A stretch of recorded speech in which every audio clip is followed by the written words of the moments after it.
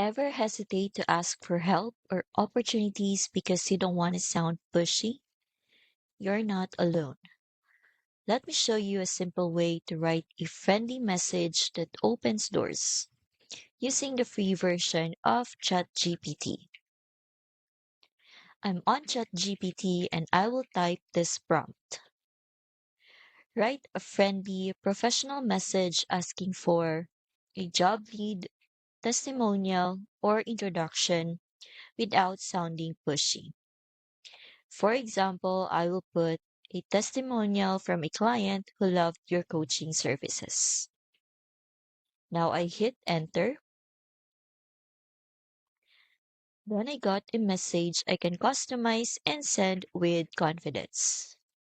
You can replace the bracketed part with whatever you need. Just tweak the prompt to fit your situation.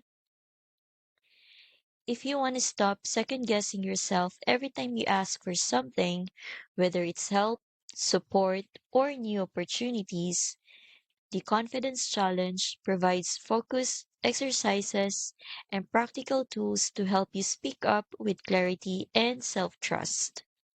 The link's right below this video.